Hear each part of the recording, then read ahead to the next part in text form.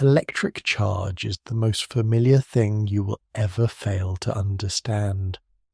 It warms the battery in your pocket, snaps in a winter doorknob, and rides down every bolt of lightning. Every atom in your body is held together by it, and most people picture it as a kind of fluid, a smooth stuff that simply flows. But every proton in the universe carries a charge of exactly +1, and every electron carries exactly -1.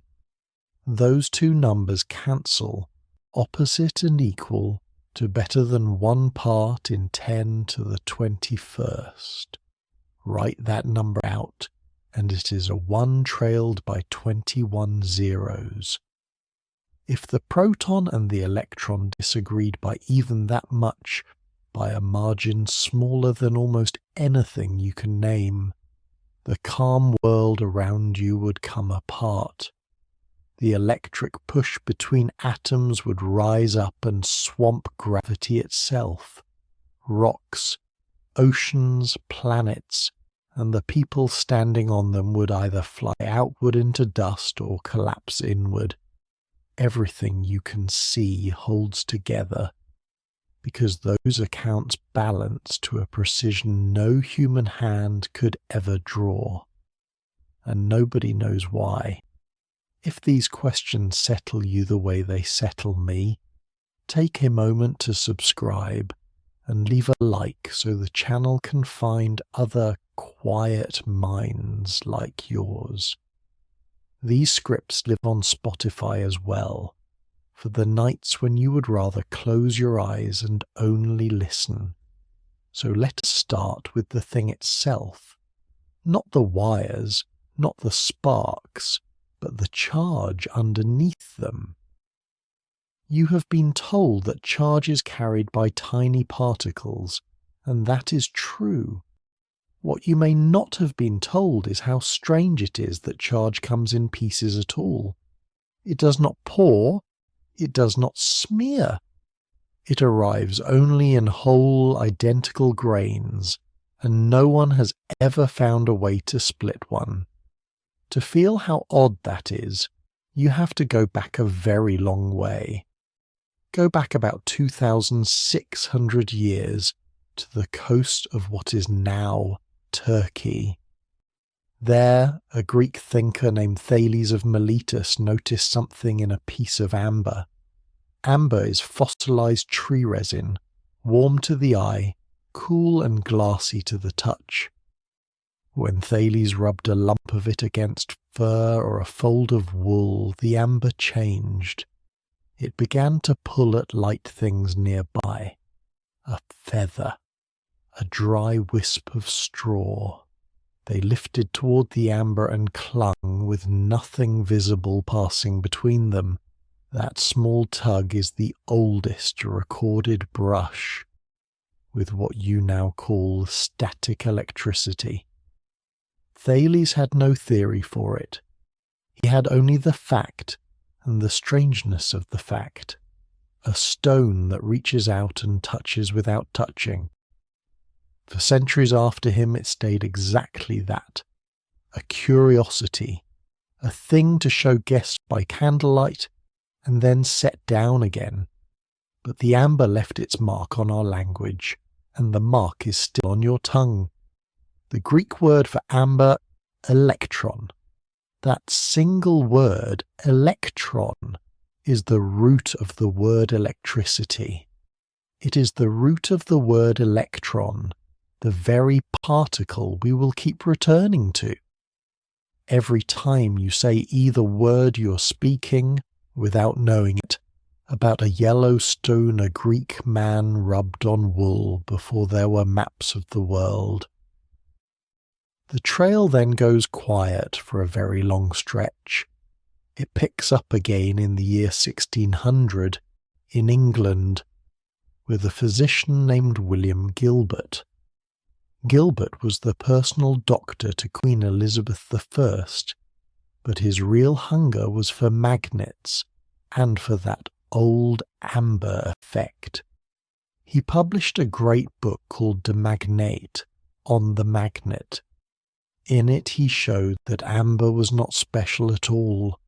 Sulfur did the same thing when rubbed. So did wax. So did glass. Many substances, given a little friction, would reach out and pull at light objects just as Thales had seen. Gilbert needed a name for this whole family of behaving materials.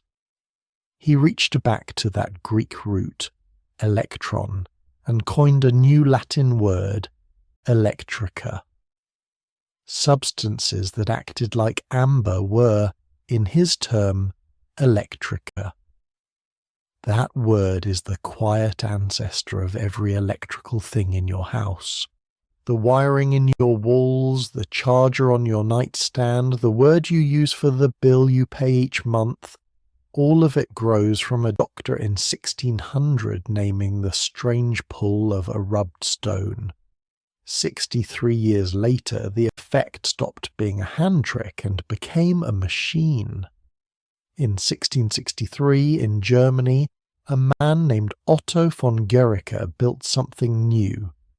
He cast a ball of sulphur about the size of a small melon and mounted it so it could spin on a crank. Turn the handle, hold your dry palm against the spinning sulphur, and friction poured charge onto the sphere. It was the first electrostatic generator, the first device built for the single purpose of making charge on demand. With it you could draw sparks, raise the hair on your arm, and make faint threads of light crackle in a darkened room. Think about where that leaves us. From Thales to von Guericke, from 600 years before Christ to the edge of the modern age, humans played with electric charge for more than 2,000 years. They rubbed it, stored it, sparked it, and named it. And in all that time, not one of them knew the most basic fact about it. They did not know that charge comes in grains. They handled it the way you might handle sand in the dark, feeling its weight, never once seeing that it was made of separate, countable, identical little stones.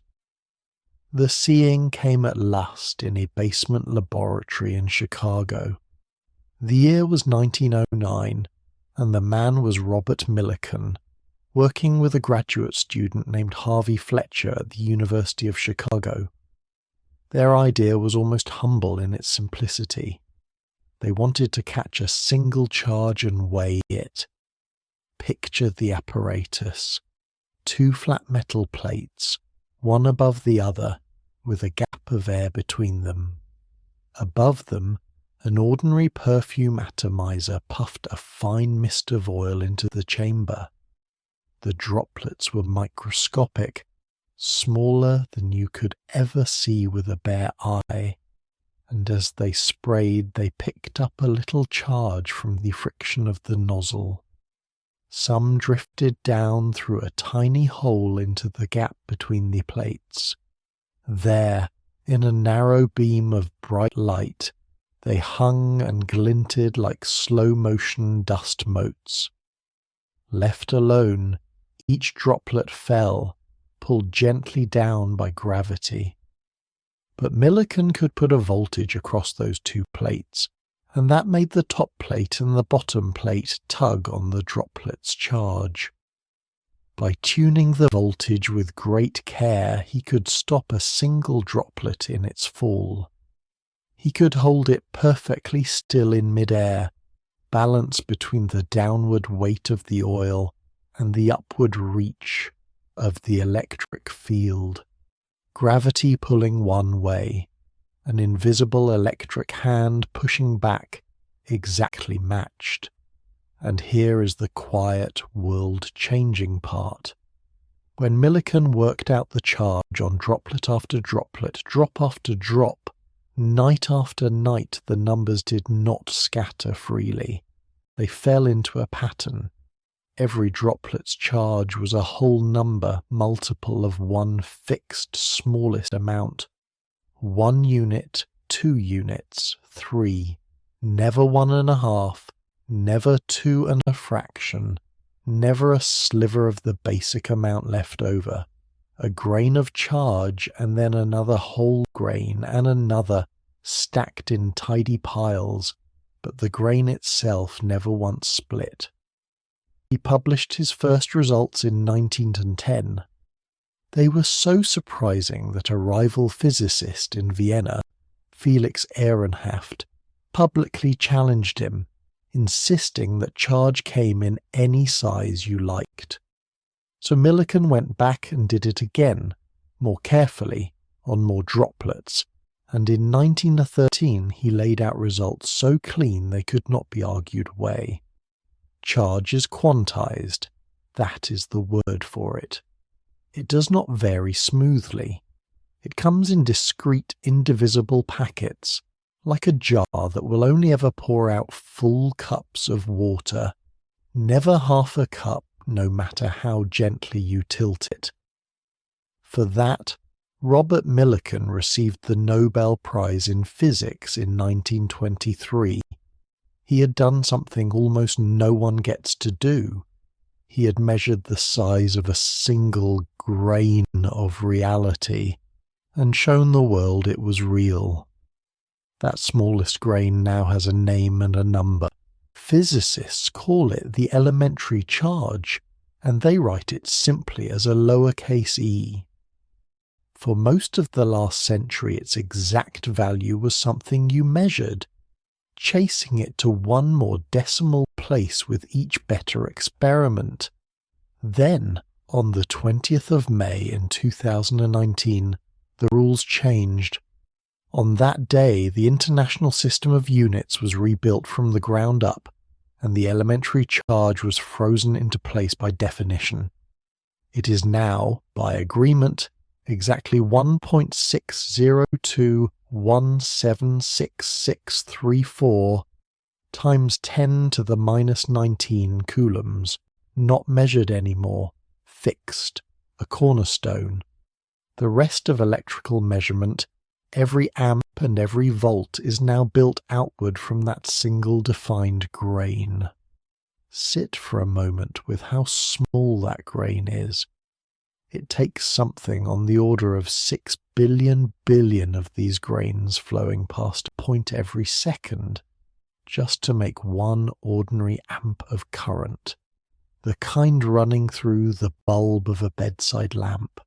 6 billion little identical stones every second, and each one exactly the same size as every other one in the universe, whether it is here in your reading lamp or inside a star halfway across the sky.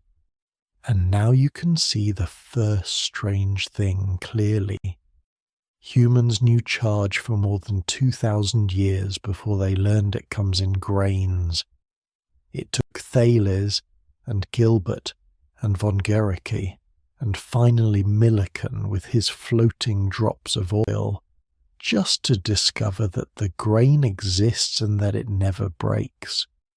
But discovering that the grain exists is not the same as understanding it. Because here is the question that no experiment in that whole long chain has ever answered. Why is the grain exactly the size it is? No one knows.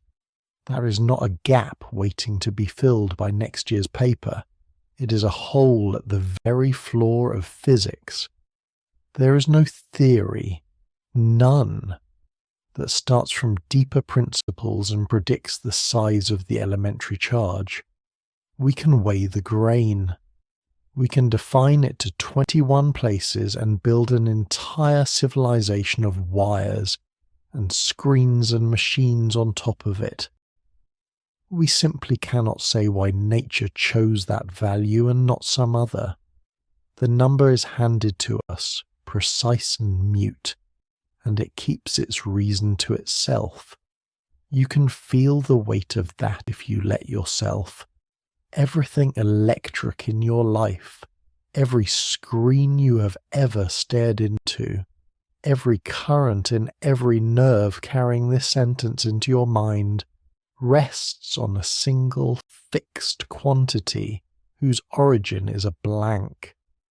We are like people who have learned to count perfectly in a language whose first word no one can translate. So charge comes in grains, identical and unsplittable, of a size we can measure but cannot explain.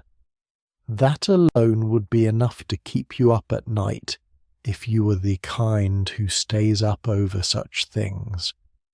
But it is only the doorway, because the deeper you push on that little grain, the stranger the ground beneath it becomes. The proton in the nucleus of every atom in your body carries one whole grain of positive charge, one clean plus one, as solid and settled a fact as anything in science.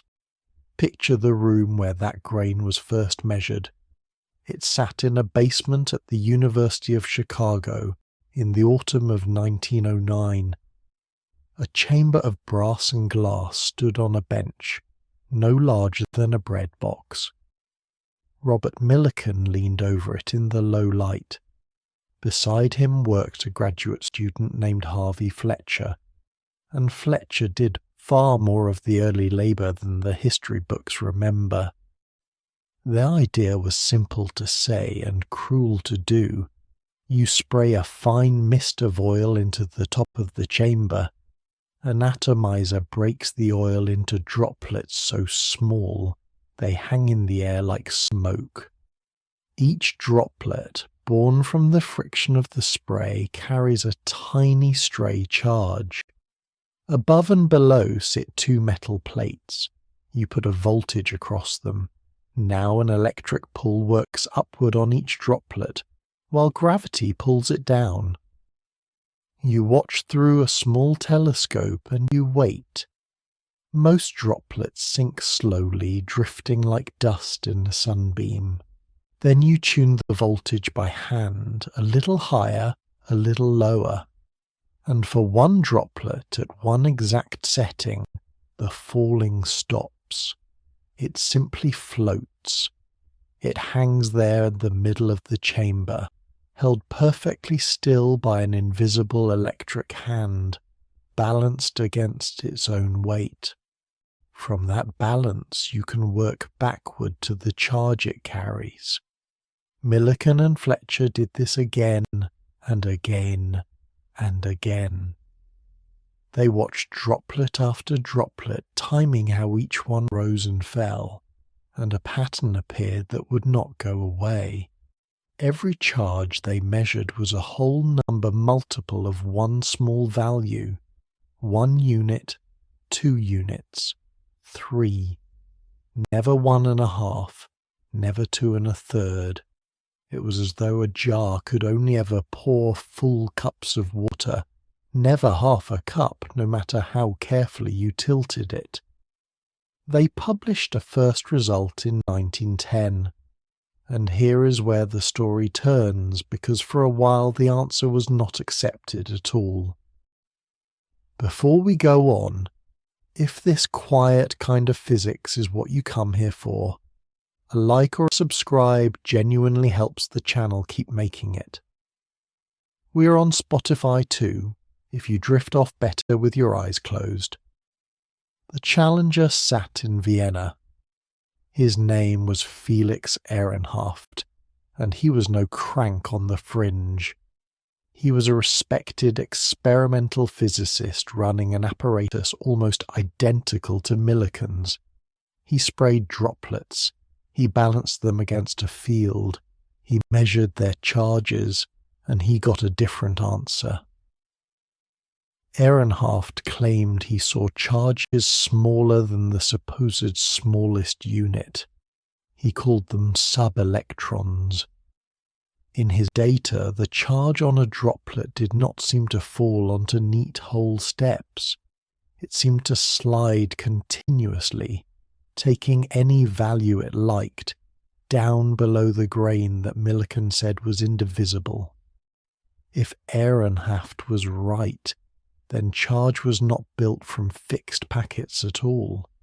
It was smooth, like water poured from any height, splittable without end. So for several years this was a real and open contest. Two careful men, two nearly identical machines, two opposite conclusions. The question of whether electricity came in grains or in a continuous stream was genuinely undecided. Textbooks today make it sound obvious. At the time, it was a fight. You can feel why it was so hard. These droplets are almost impossibly small. A speck of dust on the lens looks like a planet. A stray breath of warm air sends a droplet tumbling. The smallest droplets, the ones carrying only 1 or 2 units of charge, drift and shimmer and refuse to hold still. Evaporation shrinks them while you watch. Every measurement is a wrestling match with the ordinary messiness of a real bench in a real room. Millikan's answer to the challenge was not a clever argument, it was volume, and it was care. He refined the apparatus. He accounted for the way tiny droplets fall through air, which does not behave the same at that scale as it does for a falling stone. He measured hundreds of drops, and across all of them the same steps appeared, clean and stubborn. Every charge, a whole number of 1 unit. In 1913 he published the refined results, and this time the pattern was too sharp and too consistent to wave away. The field settled. Charge came in grains after all. That work carried him to the Nobel Prize in Physics in 1923, awarded for measuring the elementary charge and for proving that it is quantized. Quantized simply means it comes in fixed, indivisible packets, and not in any smooth, continuous flow.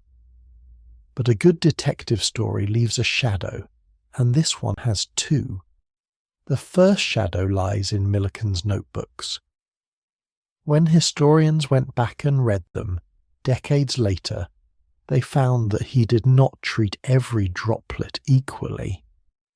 Beside some measurements he wrote approving notes. Beside others he wrote that a drop should be thrown out or that something had gone wrong with it. In his published papers, he presented his 1913 result as though it rested on a complete set of good drops, and he did not fully account for the ones he had set aside. People still argue about what this means. Some read it as ordinary craft, an experienced hand knowing when dust or a draught had spoiled a reading, and keeping only the clean ones. Others read it as a thumb resting quietly on the scale, a man who already knew the answer he wanted and kept the drops that agreed. The honest truth sits somewhere in the tension between those 2 readings. Millikan's answer was right. Ehrenhaft, we now believe, was misreading the behaviour of his smallest and least stable droplets. But the way Millikan reached the right answer was not as pure and untouched as his papers suggested. The second shadow is a person. Harvey Fletcher was the graduate student at the bench through the earliest and hardest stretch of the work. By his own later account, it was Fletcher who helped hit on the crucial move of switching from tiny drops of water, which evaporated away in seconds, to drops of oil, which lasted long enough to measure. The 2 men had an understanding about how the credit would fall. Fletcher would take sole authorship on a related result for his doctoral thesis. Millikan would take sole authorship on the charge measurement, the one that mattered most, the one that carried a Nobel Prize. So the paper that settled one of the deepest questions in physics went out under one name, and the young man who had spent his days coaxing droplets to hang still in the light stepped back into the margin of the story. He built a long and respected career of his own. He spoke of the arrangement without much bitterness. But when you hear the names attached to the elementary charge, his is not usually among them, and by any fair reading it should be. Set the shadows beside the result, and the result still stands. That is what makes this feud matter so much. This was the moment physics decided that charge is grainy, not smooth. Before Millikan and Ehrenhoft, you could have believed either thing. You could have imagined charge as a substance you could divide forever, halving it and halving it with no flaw beneath you. After 1913, that door closed. Charge came in a smallest step, and everything built afterward was built on that step being real. Think about how much has been laid on top of it since. The idea that the electron carries one fixed unit. The strange later discovery that particles inside a proton carry thirds and two-thirds of that unit. Fractions of the grain itself.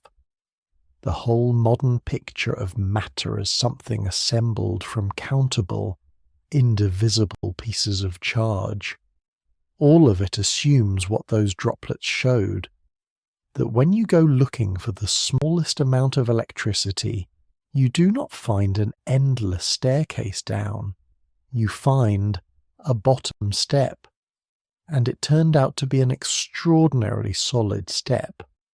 That single value has been pinned down so precisely that, in the modern system of units, it is no longer measured at all. It is simply fixed, by definition, as an exact number the rest of electrical measurement is built around. The grain those two rivals fought over in Vienna and Chicago is now the reference stone under the whole structure. So the mist settles, the droplets stop drifting, the voltage holds them still 1 unit, 2 units, 3, in clean and countable steps, and the argument that once split the field falls quiet.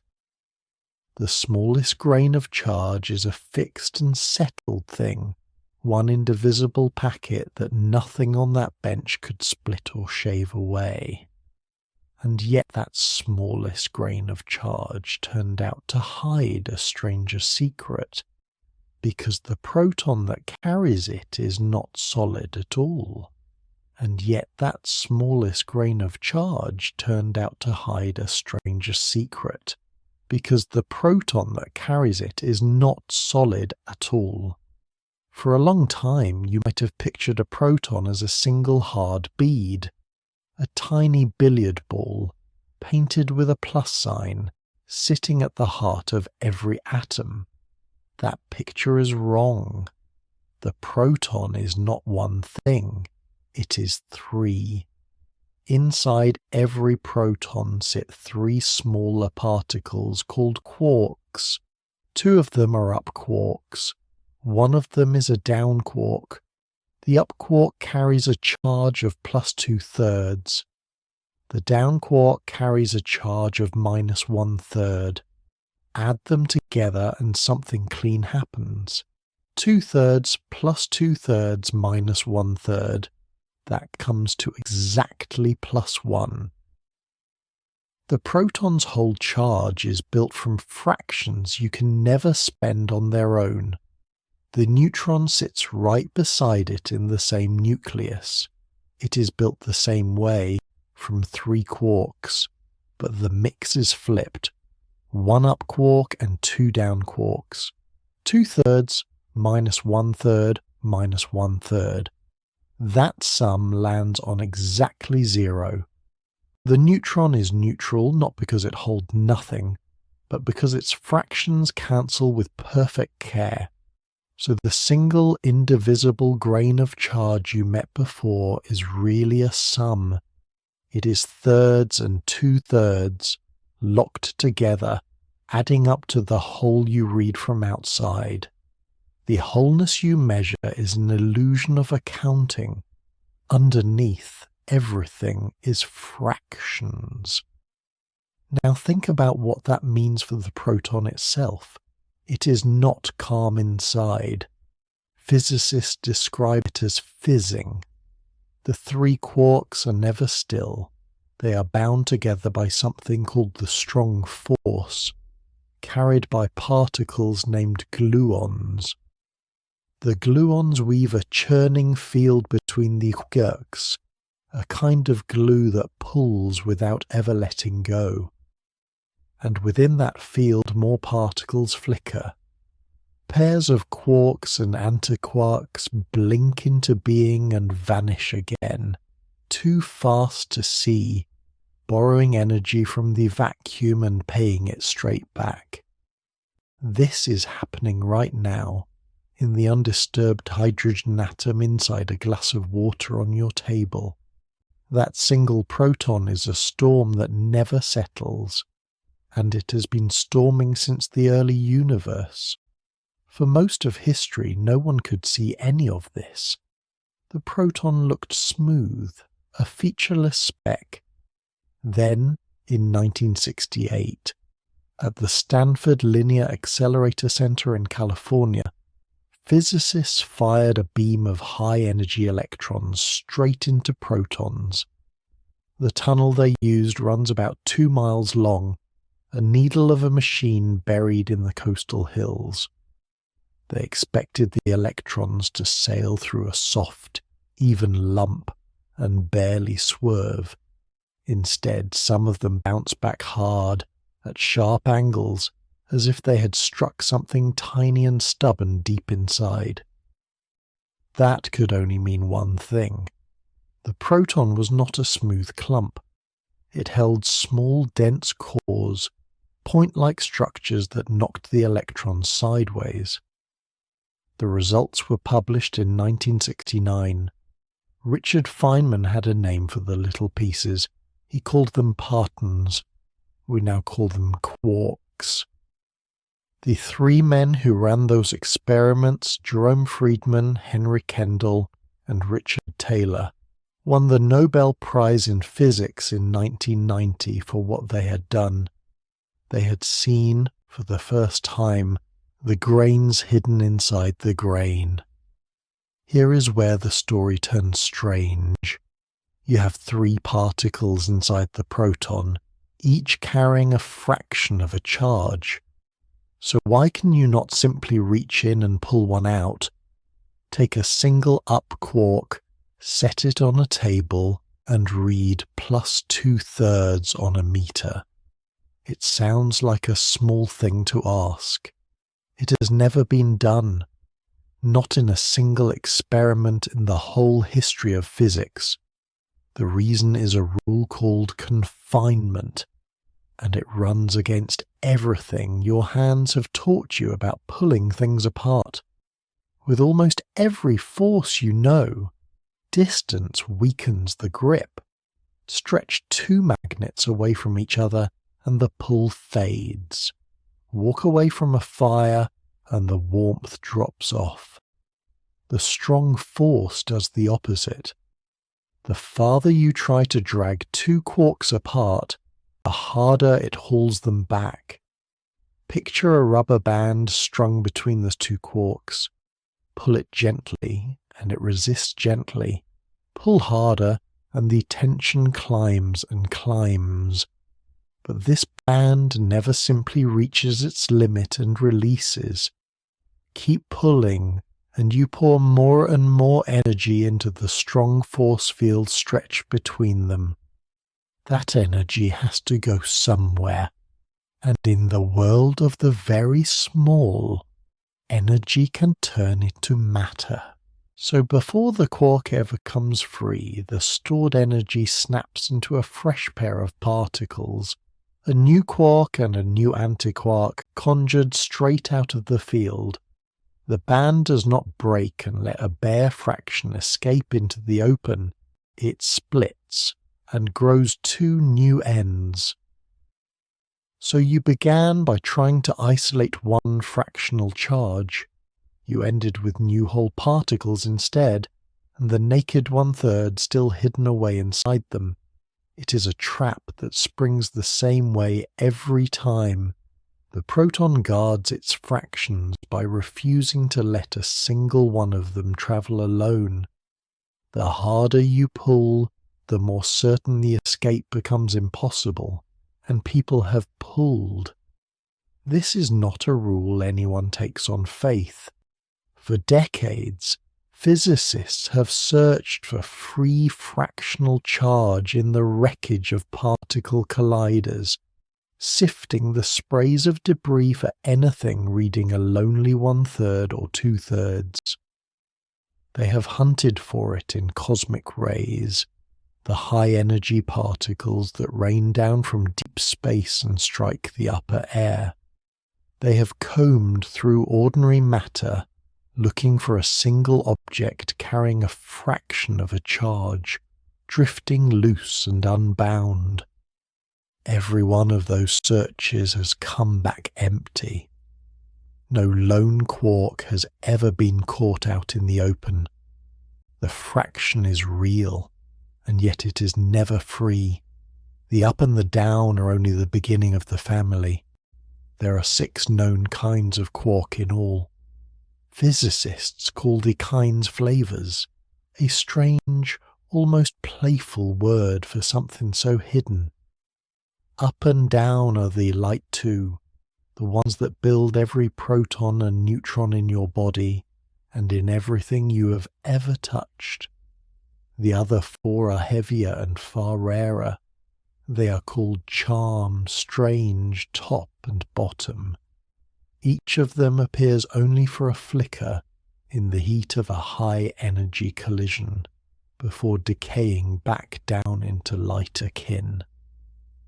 And here is the pattern that should stop you. Every single one of those 6 quarks carries a charge of either plus 2/3 or minus 1/3. Up, charm and top all sit at plus 2/3. Down, strange, and bottom all sit at minus 1/3. Each one also has an antiparticle, a mirror twin carrying the opposite sign. But no new fraction ever appears. Nature never offers you a quark at plus 1/5 or minus 3/7 or any other odd slice of a charge. Across all 6 flavors and all their mirrors and all the searching, only those 2 fractions have ever shown up anywhere in the whole of nature. Which brings you to the question you have been circling this whole time. Why these values? Why 2/3 and 1/3? And why do they lock so neatly to the whole number charge of the electron, a particle that is not made of quarks at all? The nearest thing physics has to an answer is quiet and honest about its own limits. It is called anomaly cancellation. The idea runs like this. The standard model, the great theory that describes all of these particles, has to stay mathematically consistent. For it to hold together at all, the charges of the particles in each generation must add up in one very particular way. Take a single family of them and count carefully. Each quark comes in 3 versions, which physicists label as 3 colors, a name that has nothing to do with color you can see. So you have 3 colors of up quark at plus 2/3, 3 colors of down quark at minus 1/3, then 2 more particles that carry no color, the neutrino at 0 and the electron at minus 1. Now work the sum through. 3 times the quantity 2/3 minus 1/3 for the quarks in their 3 colors, Then add 0 for the neutrino and -1 for the electron. It all comes to exactly 0. The pluses and the minuses balance without a scrap left over. If they did not, the theory would develop what physicists call an anomaly, a kind of mathematical sickness that would make the whole structure collapse from the inside. These strange fractional charges of the quarks are exactly what the whole number charge of the electron needs in order to keep the books closed. That is a remarkable thing to have found. It ties the quark you can never isolate to the electron you can catch and hold in a beam, and it says that neither of them is free to be just anything. Their charges are chained to one another, but you should be careful about how much this really explains. Anomaly cancellation shows that these values are consistent. It shows that the math must balance, and that plus 2/3, minus 1/3, and -1 are a set of numbers that let it balance. It does not tell you why nature reached for this particular set, out of all the other sets that would also have worked. It shows you that the ledger closes. It does not show you who chose the entries. So you're left holding something both solid and open at once. The proton is not a bead, but a knot of 3 restless quarks, forever churning in their field of glue. Their charges are fractions, plus 2/3 and -1/3, and those fractions are bound so tightly that no meter has ever read one of them alone. The strong force snaps shut like a spring every time you try to draw one loose, spending its own tension to make new matter rather than free a single bare third. 6 flavors, and all their mirrors, and still only those 2 slices of charge, folding together into the tidy whole numbers that build the world you live in. I don't have file writing tools available in this session, so I'm delivering the insert as raw narration below. To catch a glimpse of those cores, you first have to understand how anyone saw them at all. The machine that did it sat on a stretch of California ground, a straight tunnel 2 miles long, running under a highway toward the hills. Inside that tunnel, physicists at Stanford accelerated electrons. Not a gentle push, but a relentless one, the electrons riding a wave of radio energy until they carried enormous speed and enormous energy. Then, at the far end, the beam met a small target of liquid hydrogen. Hydrogen is the simplest target there is. 1 proton, 1 electron, and it is the proton they wanted to hit. Think of the setup in plain terms. You have an electron gun 2 miles long. You aim it at a bottle of the simplest matter in the universe. And around the target you build detectors, heavy instruments that swing on great arms to different angles, each one reading where the electrons go after the collision and how sharply they turn. That is the whole idea. Fire a known thing at a mystery and watch the way it bounces. The bounce is the message.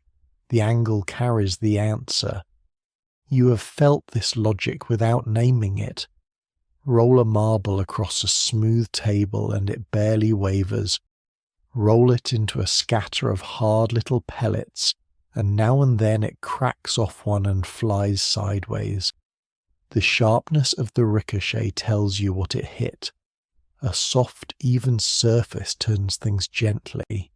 A hard, small lump turns them hard.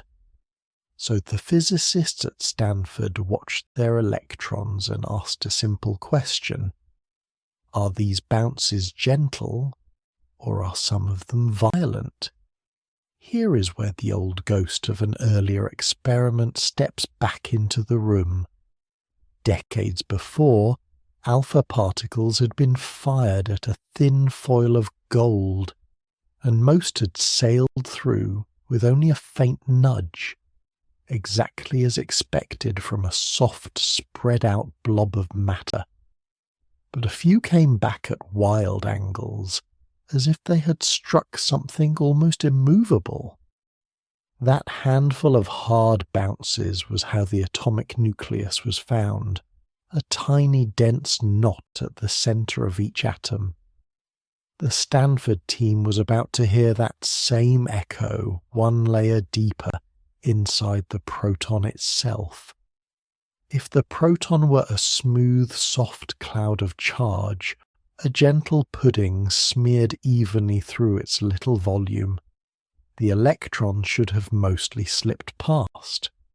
A soft blob deflects a fast electron only slightly, the way fog barely bends a thrown stone.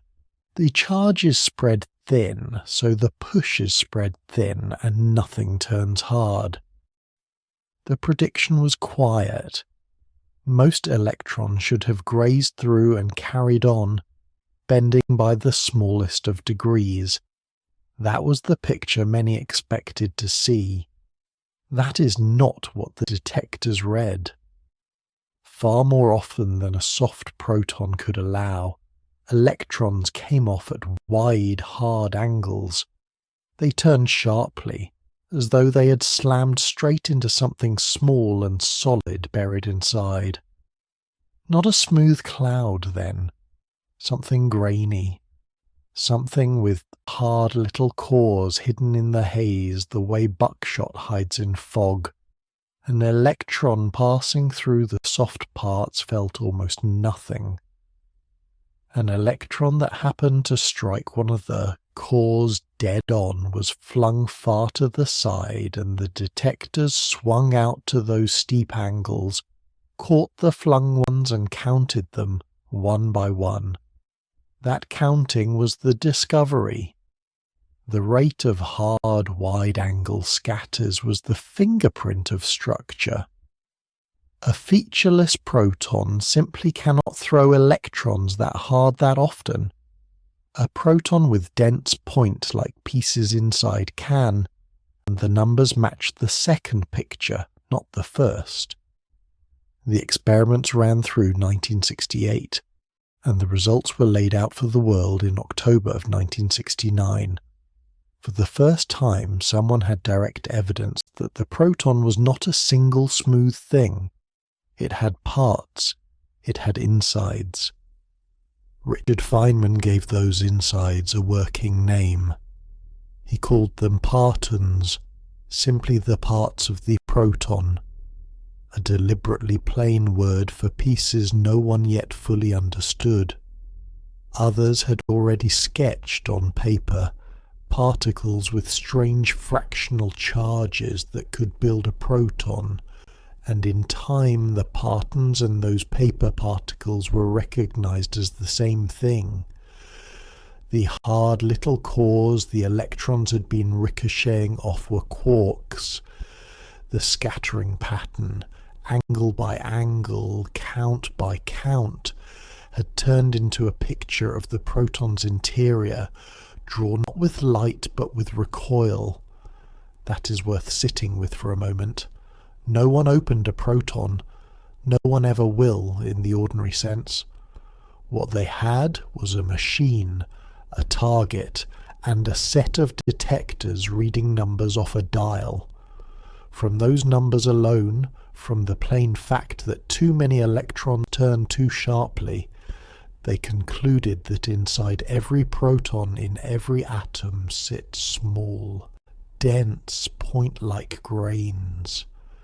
It is a bit like standing outside a locked room in the dark, throwing handfuls of gravel through the doorway, and from the sound of the bounces alone, working out that there are 3 hard stones somewhere inside.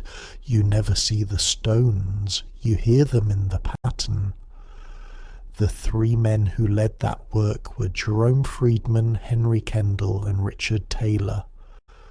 For turning a scattering pattern into the first real map of the proton's interior, they shared the Nobel Prize in Physics in 1990, more than 2 decades after the electrons first flew down that 2-mile tunnel. The delay is its own kind of lesson. It took years for physics to be sure that the hard little cores really were the fractional particles the theorists had imagined, and not some other trick of the numbers.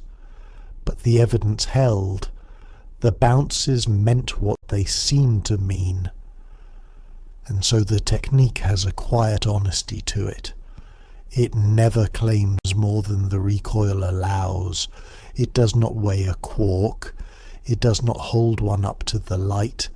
It reads the shadow a quark casts when a fast electron happens to clip it, and from that shadow alone it insists the quark is there. Everything you can say about the size of those cores, about how dense they are, about how they share the proton's momentum among them, comes from angles and counts. The proton gives up its secret only in the way it kicks back. This is the same wall you meet everywhere with these particles. You can find them.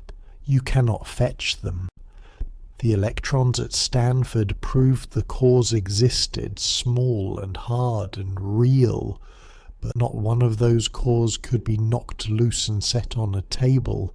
Try to pull a quark out, and the force holding it only grows, until the energy you pour in conjures fresh particles rather than letting a bare one go free. So the quark stays inside, seen only through its recoil, felt only in the sharpness of a bounce, never handed over to be examined on its own. Which brings the whole thing back to charge, and to the strangest part of the picture. Those hidden cores are not neutral. Each one carries a fraction of the charge you would find on an electron, either 2/3 of it or 1/3 of it, and either sign. 2 of one kind and 1 of the other, tucked inside the proton, are what add up to the single whole unit of charge the proton shows the world. The Stanford electrons never measured those fractions directly. They could not. What they measured was the recoil, the way the electron veered when it struck a core carrying that fractional charge, because charge is exactly what an electron feels. The steepness of the turn traced back to the charge of the thing it hit. So the fractional charges announce themselves the only way they ever do, through the push they give and the push they take, never by being pulled out and set on a scale. You feel their presence in the pattern on the detectors nowhere else. The proton keeps its thirds and its 2/3 sealed inside, and every measurement anyone has ever made agrees on the accounting. Add them up, and the fractions land on a whole number every single time, with nothing left over and nothing missing. Word count: approximately 1,290 words. Note: my draft came in under the 1,600 word budget. To hit 1,600 within the 10% band, 440, so 1760, I would extend 2 beats already grounded in the brief. 1. A touch more on the detector arms swinging to different angles, and the liquid hydrogen target, and 2. A slightly fuller pass on Friedman, Kendall and Taylor and the 1968 to 1990 gap. If you'd like, I can expand to a tightened 550, 1,600 word version. All facts traced to the research brief. 2-mile SLSE Lilac, 1968 experiments published October 1969. Rutherford, Joch, gold foil, echo, Feynman's partons, quarks at +2 3 and 1 3, confinement, and the 1990 Nobel to Friedman, Kendall and Taylor. The final line hands off cleanly into your anchor sentence about the atom settling to exactly 0. From those locked away thirds and 2/3, every atom in your body settles to a charge of exactly 0, and nothing anyone has ever measured has tipped that balance. From those locked away thirds and 2/3, every atom in your body settles to a charge of exactly 0, and nothing anyone has ever measured has tipped that balance. Sit with that for a moment. Inside you are somewhere near 10,000 trillion protons, each carrying a positive charge. Wrapped around them is an almost equal army of electrons, each carrying a negative one. And the books balance, not roughly, not to a few decimal places. They balance so completely that you feel nothing. No push, no pull, no faint electrical hum in your own chest. The most powerful force in your body is holding perfectly still. Why should it hold at all? That is the real question. Charge could, in principle, drift. A tiny surplus could build here, a tiny deficit there. Instead, the total stays fixed, everywhere, always. Physicists give this a plain name. They call it charge conservation. The amount of electric charge in any closed system never changes. You can move it, hide it, split a particle into a shower of others, and when the dust settles, the charge you started with is the charge you end with, down to the last unit.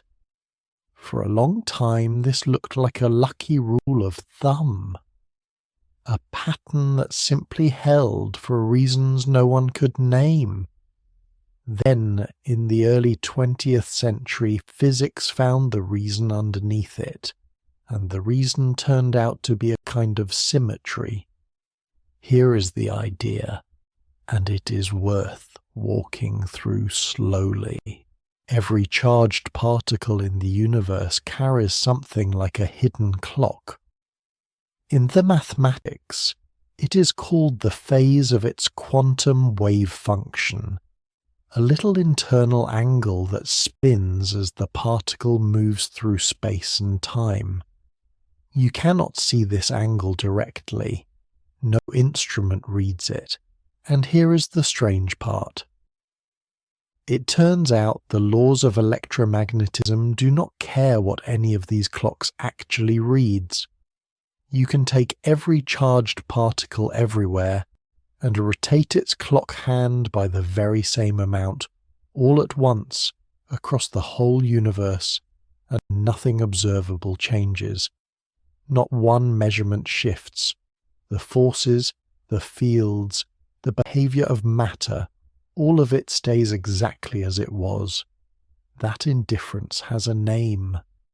Physicists call it U1 gauge invariance. The U and the 1 describe the kind of rotation, a single smooth turn of a single angle. Gauge is an old word for a choice of reference, like choosing where to put the 0 on a ruler. Invariance means the physics does not budge when you change that choice.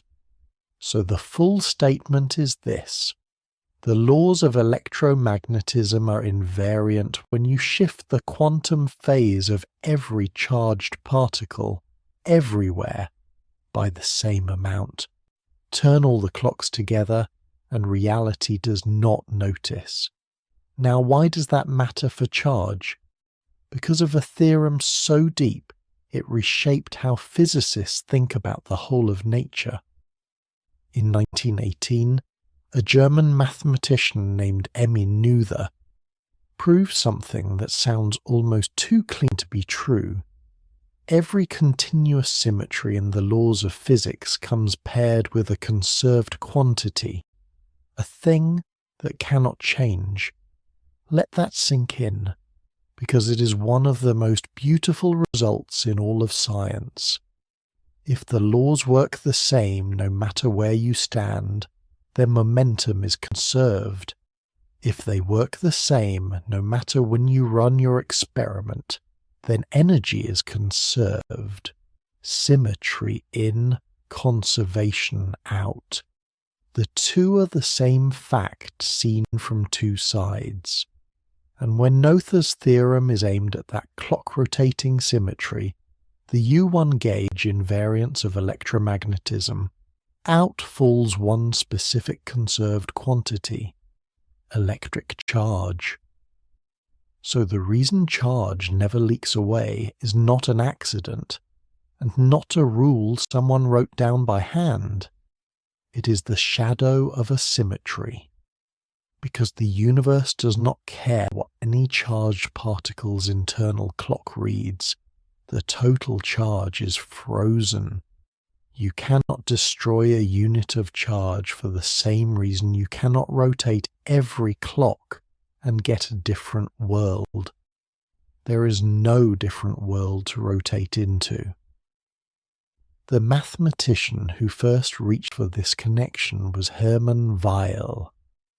In the years around 1918 and after, he tried to build electromagnetism itself out of a demand for gauge symmetry, to derive the conservation of charge from that single postulated invariance.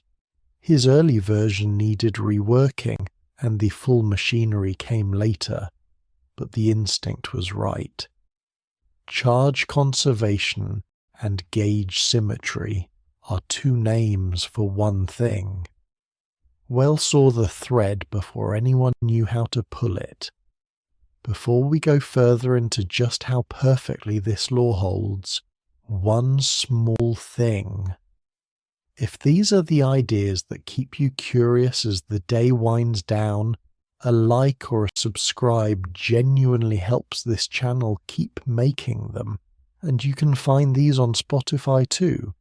That is all. Now settle back and let the numbers do the rest. Because here is where the story stops being abstract and turns almost unbelievable. A symmetry is one thing. Testing it is another. And when physicists tested charge conservation, they did not find it holding to 2 or 3 decimal places. They found it holding to a degree of precision that has almost no equal anywhere in science. Think about what it would take to catch a violation. If the electron and the proton did not carry exactly equal and opposite charges, if the electron were just a hair stronger or weaker than the proton, then an ordinary atom would not be perfectly neutral. It would carry a whisper of leftover charge, and a whole object, a gas, a molecule, made of countless atoms, would carry that whisper multiplied over and over. So you build an experiment sensitive enough to feel it. In 1963, a physicist named J.G. King did exactly this. He took hydrogen, the simplest atom there is, one proton and one electron, and he measured whether a hydrogen molecule carried any net charge at all. If the proton and electron did not cancel perfectly, the molecule would drift in an electric field, ever so slightly. King found nothing, and the nothing he found was precise.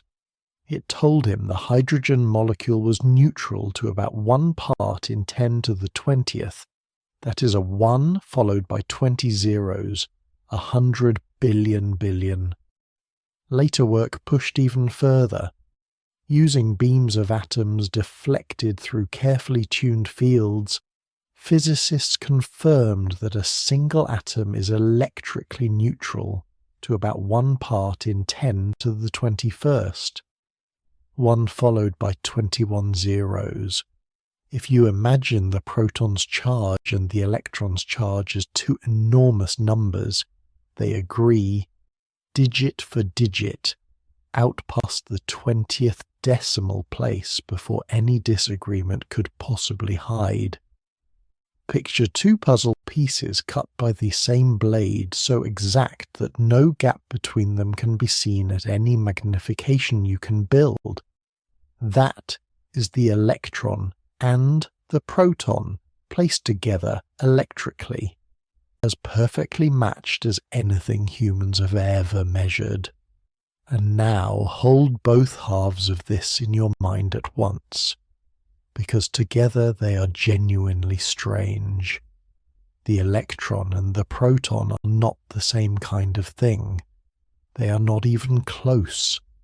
The electron is a lepton, as far as anyone can tell a true point, with no size, no parts, no internal structure of any kind down to less than a 10,000 trillion trillionth of an inch. It carries its full unit of charge and nothing else. The proton is the opposite. It is a bustling composite, three quarks bound together by the strong force, fizzing with gluons and flickering virtual pairs, its charge assembled out of fractions, a plus 2/3 here, a plus 2/3 there, a minus 1/3 to bring it home to a clean +1. These two particles are governed by different corners of the standard model. Different forces shape them, different rules build them. The electron gets its charge whole. The proton earns its charge by a sum of thirds inside a storm of quarks. There is no obvious reason on the surface why the answers should match, and yet they cancel, not approximately, to 21 decimal places. A point particle and a seething bag of quarks born of different physics, carrying charges that agree so exactly that no experiment has ever caught daylight between them. That is not a small coincidence. That is one of the quiet miracles the universe seems to insist on, and the standard model does not fully explain why. It requires the balance for its own consistency, and then observes the balance holding, but it does not hand you a deeper reason from first principles. The books simply balance to a precision that beggars belief, and it matters. It matters to whether you exist at all. Suppose the match were not perfect. Suppose the electron and the proton differed in charge by even a tiny fraction, far smaller than we could ever notice in a single atom. Every atom would then carry a faint leftover charge, all with the same sign, and like charges repel. Now scale that up, not to a molecule, not to a beam, but to a star, to a planet, to you. Gather enough atoms and the tiny repulsion between each pair adds and adds until it swamps everything else. Here is the part that should stop you cold. At large scales, the only force holding a star or a planet together is gravity, and gravity is astonishingly weak. The electric force between two protons is something like 10,000 trillion times stronger than the gravity between them. So if ordinary matter carried even a breath of net charge, that electrical repulsion would overwhelm gravity completely. Stars would not hold. Planets would not gather. The slow, patient pull that built every world would lose, instantly and everywhere, to a push it could never answer. You're here, on solid ground, under a stable sun because the balance holds to 1 part in 10 to the 21st. Loosen it a little, and the sky comes apart. So this is not a delicate laboratory curiosity. It is the reason large things can exist at all. The perfect cancellation of charge is written into the stability of every star you have ever seen. And still the law has never given an inch. Think of everything physics has thrown at it. A century of particle collisions, beams smashed together at nearly the speed of light, in accelerators miles around, spraying out hundreds of new particles in a single event. In every one of those collisions, in every detector, at every energy ever reached, physicists have added up the charge going in and the charge coming out. And it has never once come out different. Not a single instance in the entire recorded history of the science of net charge appearing out of nothing or vanishing into nothing inside an isolated system. Energy can shape-shift. Particles can be born and destroyed by the thousands, but the total charge before always equals the total charge after, exactly every time. It is, alongside the conservation of energy and momentum, one of the most tested and most unbroken laws in all of nature. Guarded, as far as anyone can tell, by nothing you can point to. No wall, no lock, only a symmetry, a rotation of clocks no instrument can read, quietly forbidding any change. Which is precisely what makes physicists restless. A law this absolute, this perfect, this free of exceptions, starts to feel like a challenge.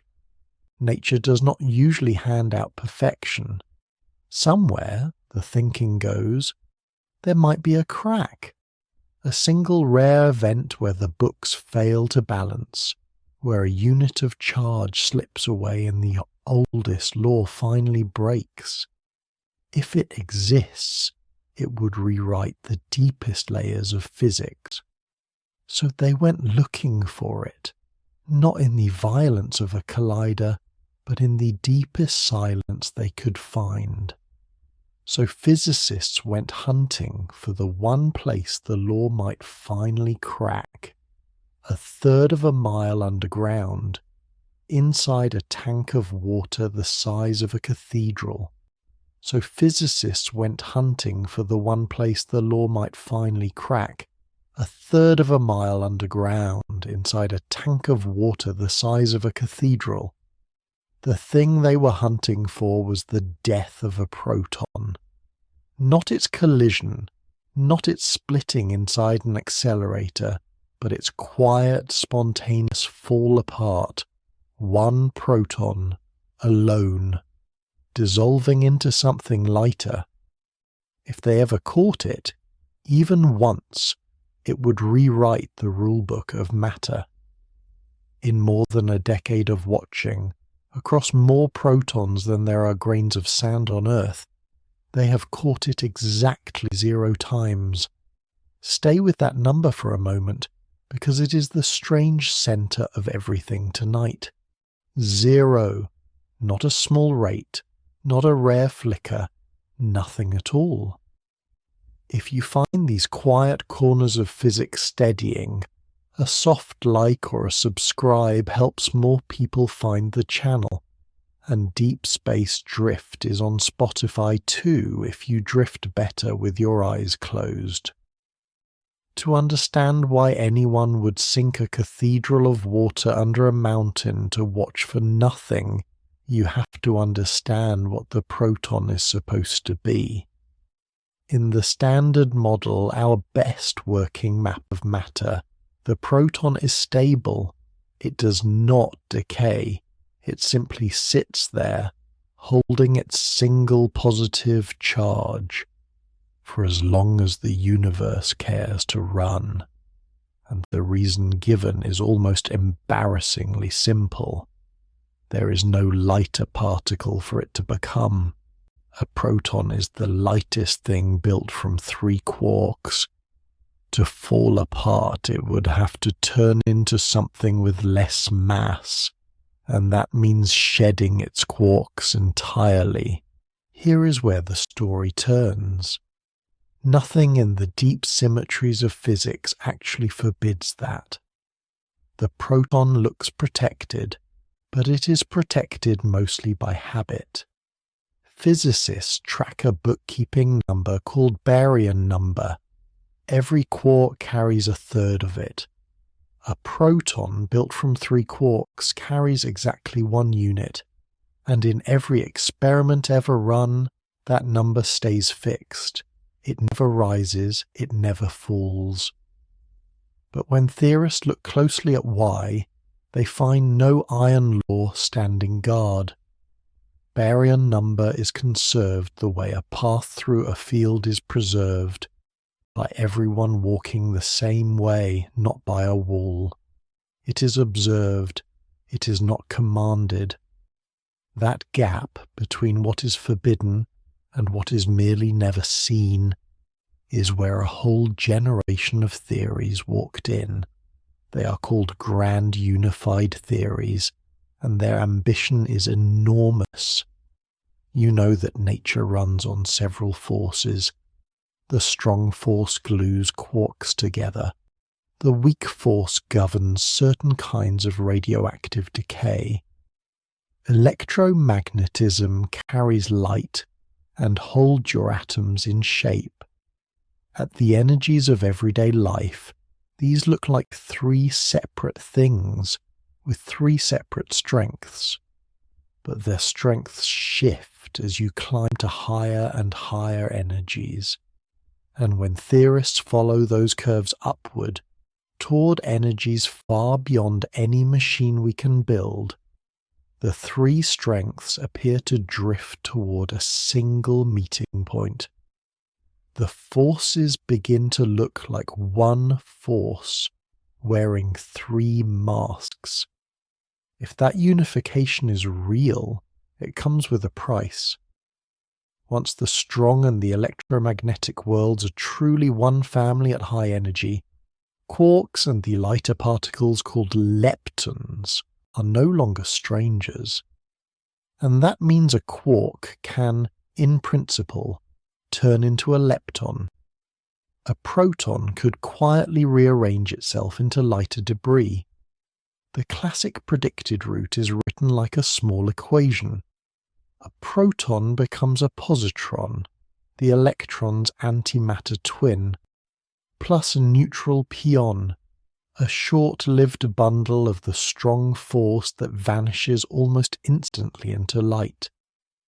Written plainly, the proton at the heart of every atom in your body carries, buried in these theories, a faint permission slip to disappear. So the question stops being philosophy and becomes an experiment. Does the proton actually decay or not? And if it does, how patient would you have to be to see it? The answer to patience is the mountain in Japan. Deep inside the Kamioka mine, about 3,300 feet of solid rock overhead, sits a cylindrical tank holding 50,000 tons of ultra-pure water. The water is cleaned until it is clearer than almost anything in nature, so clear that light can travel a great distance through it before fading. Lining the walls of that dark chamber are around 11,000 photomultiplier tubes, each one a golden eye tuned to catch the faintest whisper of light. The detector is called Super Kamiokande, and its whole purpose is to sit in perfect darkness and wait. Why water, and why so much of it? Because a proton is common. Every water molecule holds 10 of them. 50,000 tons of water is an ocean of protons, something near 10 to the 34th of them, all held still, all watched at once. If the proton's lifetime is long but not infinite, then in any given year a handful out of that vast crowd might finally take their turn to decay. You cannot make one particular proton die on command, but you can gather enough of them that the rarest possible event becomes something you might glimpse, and when a proton dies, it should leave a signature. In the predicted decay, that positron and the products of the pion would race outward through the water faster than light itself travels through water. Nothing outruns light in a vacuum, but light slows down inside water, and a charged particle can briefly beat that slowed pace. When it does, it drags behind it a cone of soft blue light, a kind of optical shock wave. Physicists call it Cherenkov radiation. On the walls of the tank it paints a faint blue ring. That ring, its shape, its brightness, its timing, is the fingerprint the golden eyes are built to read. So picture the work of it. A vast black chamber of still water, silent, a third of a kilometre beneath the mountain, staffed and monitored around the clock year after year. The eyes watch, the water waits, and the physicists are hoping to see one thing, one time. A single blue ring bloom in the dark, the death cry of one proton out of an ocean of them. Here is what decades of that watching have found. Nothing. 0 candidate events matching the clean signal of a decaying proton. Not a single ring that could not be explained by something ordinary passing through. But a null result is not an empty result. Every year that nothing happens, the proton is proven more patient than the year before. From all that watching, from an exposure physicists measure as 0.37 megaton years, meaning that much water watched for that much time, they can set a floor under the proton's life. For the classic route into a positron and a pion, the proton must live at least 1.6 times 10 to the 34th years.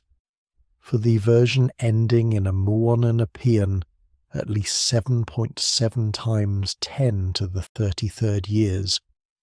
For the rarer channels that end in 3 charged leptons, the floors run from 9.2 times 10 to the 33rd up to 3.4 times 10 to the 34th years. These are not lifespans anyone measured directly. They are the shadow cast by silence, the smallest lifetime still consistent with seeing nothing at all. Now let those numbers land, because on their own they are just digits. The universe itself is about 1.38 times 10 to the 10th years old, 13.8 billion years from the first light to this moment. Set the proton's minimum lifetime beside that age, and the comparison stops making ordinary sense. The proton, if it dies at all, outlasts the entire history of the cosmos by a factor of at least 10 to the 24th, a 1 followed by 24 zeros, a billion trillion times longer than everything that has ever happened has taken to happen. There is no honest way to picture that. You could take the full age of the universe, run it start to finish, and call that a single tick of a clock.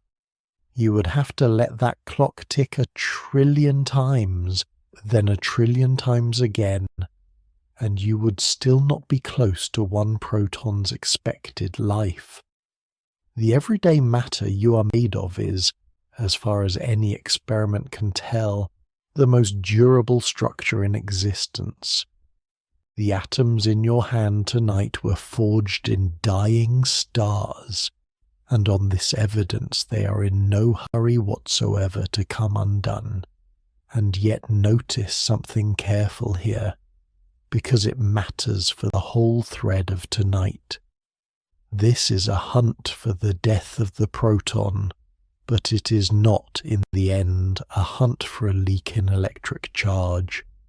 That is the subtle point people miss. When a grand unified theory lets a proton decay, it breaks that baryon bookkeeping number. It lets a quark become a lepton, which no ordinary process allows. But it does not break the ledger of charge. Look again at the predicted route. A proton carries +1 unit of charge. It becomes a positron, which also carries +1, and a neutral pion, which carries 0. Add the products. +1 and nothing. The total charge before is +1. The total charge after is +1. The books balance to the last decimal. So even the theories bold enough to kill the proton keep charge conservation intact. They are willing to sacrifice one law, and yet they will not touch the other. Charge stays whole even in the proton's imagined death.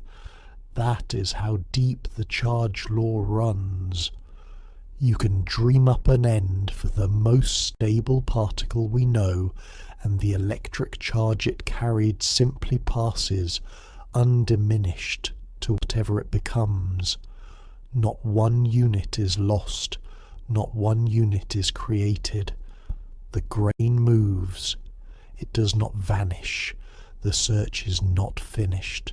A successor is rising in the same region of Japan called Hyperkamiokande, built to hold roughly 8 times the water of the tank that came before.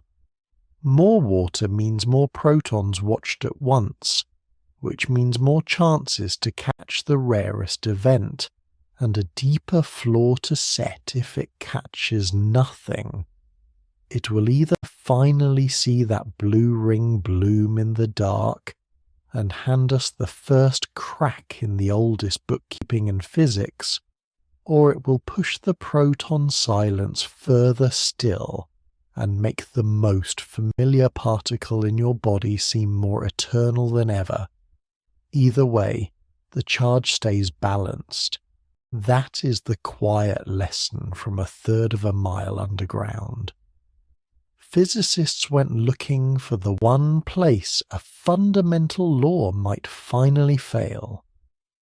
They built a cathedral of water, lined it with golden eyes, and watched an ocean of protons for years. And in all that watching, across a number of protons your mind cannot hold, the death they were hunting has never once arrived. And the charge those protons carry has not slipped by so much as a single grain. There is something almost tender in that patience. You are lying still, and inside you sit something near 10 to the 28th protons, each one holding its +1 charge. On this evidence, not one of them will decay in your lifetime, or in the lifetime of the sun, or in the lifetime of the galaxy. They will simply keep holding.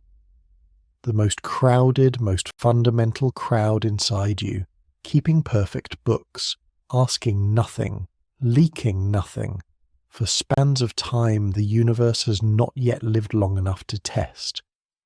To watch for a single proton coming apart, you need a machine, and the machine has a name.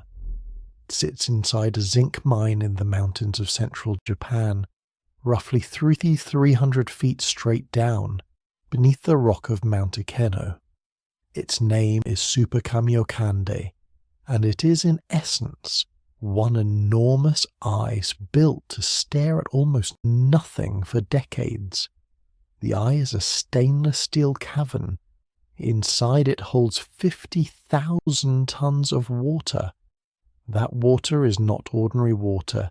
It is filtered and refiltered until it is purer than nearly anything else on the planet. The dust is gone.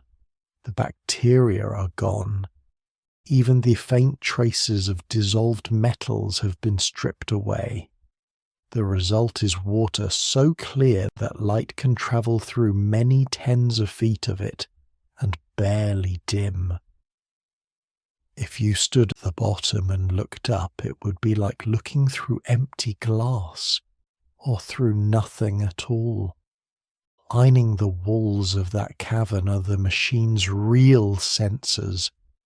There are about 11,000 of them, and each one is a glass bulb close to the size of a beach ball, finished in a soft golden sheen. They are called photomultiplier tubes. Each is a light detector of extraordinary sensitivity, tuned to register even a single particle of light. Picture 11,000 golden eyes, set in ordered rows across every surface, all of them turned inward toward the still black water, waiting. They are waiting for one particular kind of flash. When a fast-charged particle moves through water faster than light itself moves through that water, it drags a cone of pale blue light behind it. That glow is called Cherenkov radiation. It is the optical version of a sonic boom, a shock wave made of light rather than sound. If a proton ever broke apart inside that tank, its fragments would race away at nearly the speed of light, and they would paint a single faint blue ring across the golden wall. One ring out of years of darkness.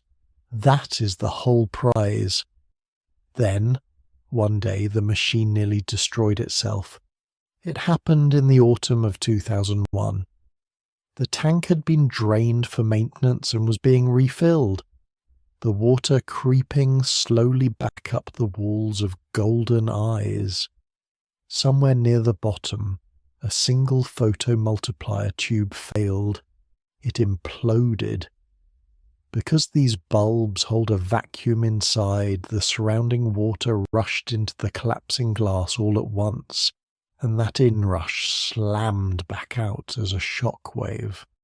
The shock wave struck the tubes next to it. They imploded too. Their shock wave struck the next ring of neighbours, and the next, and the next.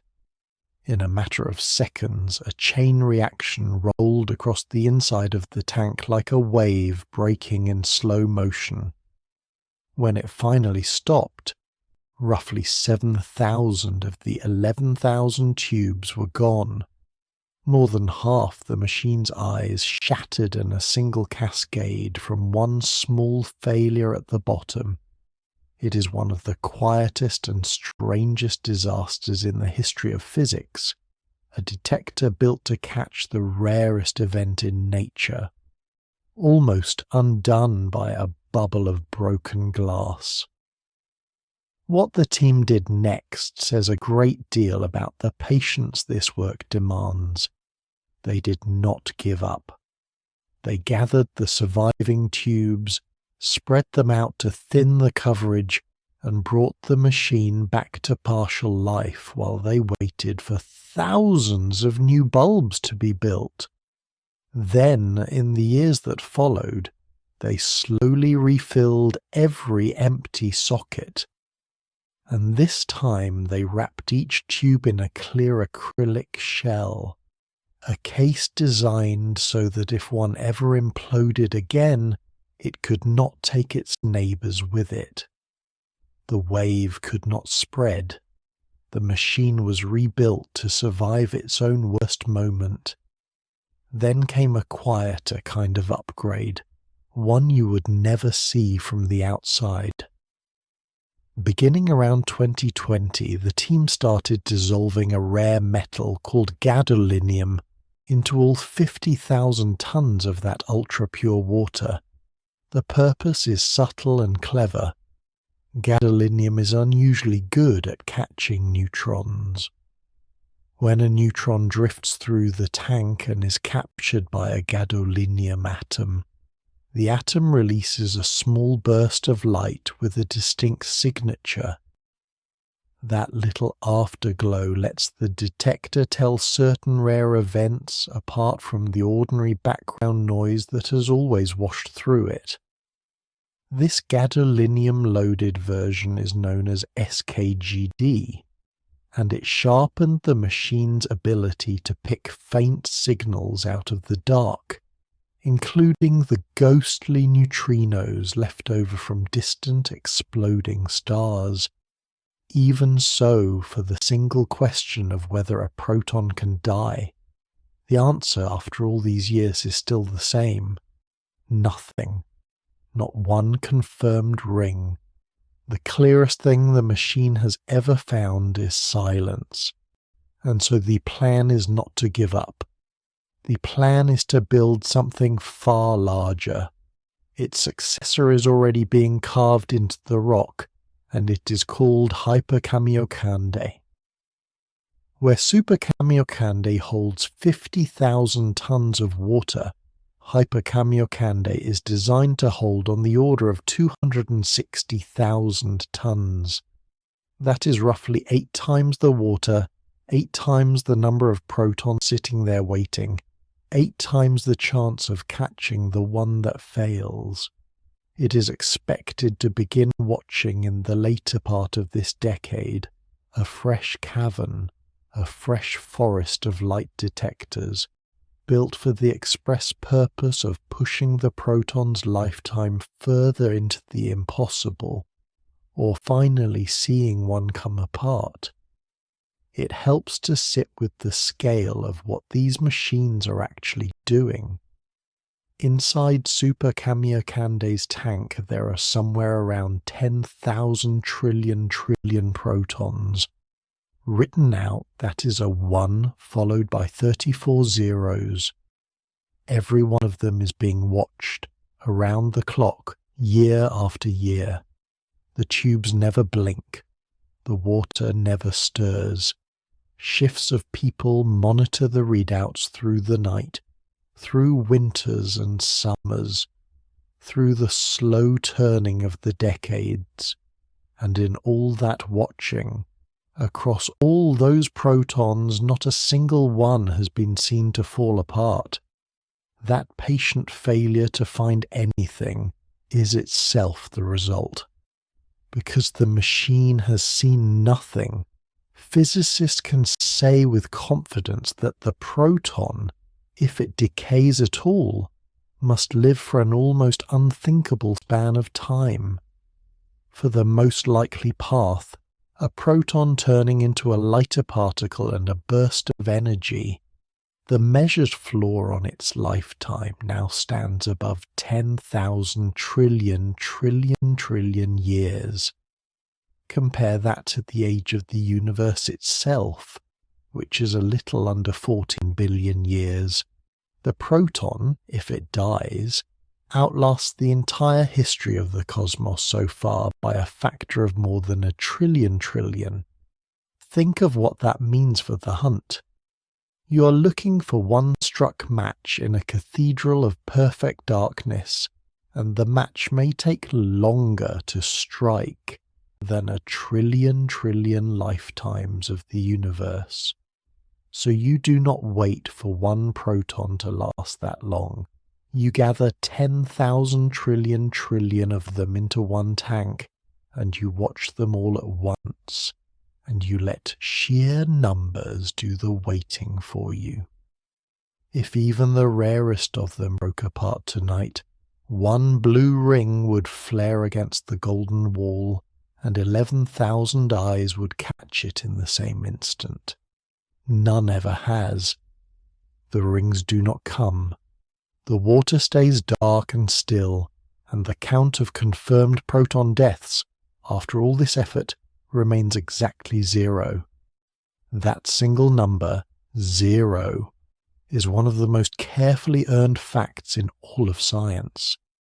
It is the sound of a law holding firm, tested with tens of thousands of tons of water under a mountain and refusing so far to break. There is something almost restful in it.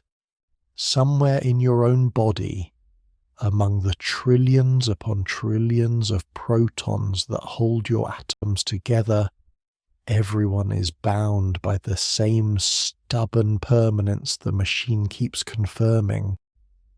They were forged in the first minutes after the beginning, and by every measurement ever made, they are still whole, still carrying their charge, still refusing to come apart. The proton looks, for all the world, like a thing that simply does not end. But even a proton that never falls apart hides one last surprise, because the charge it carries is not the single fixed number it appears to be. But even a proton that never falls apart hides one last surprise, because the charge it carries is not the single fixed number it appears to be. But even a proton that never falls apart hides one last surprise, because the charge it carries is not the single fixed number it appears to be. You have been picturing charge as a clean, unchanging quantity, one unit, stamped and permanent. Up close, that picture dissolves. The charge on an electron measured from far away is not the charge you would find if you could dive in and touch it. It grows the nearer you look, and the reason is that the empty space around it is not empty at all. In quantum electrodynamics, the vacuum is a restless thing. Bring an electric field to bear on it, and pairs of particles flicker into being, an electron and its opposite, a positron, born together out of nothing. They live only for the sliver of time the uncertainty principle allows, then vanish back into the dark. This happens everywhere, all the time, around every charge in existence. Think of it as a faint static hiss surrounding the electron, too fast to see, too brief to catch, yet always there. Those fleeting pairs do something measurable. They arrange themselves. The positrons drift a hair closer to the electrons of each pair drift a hair away, and the whole cloud polarizes like moisture beading around a cold glass.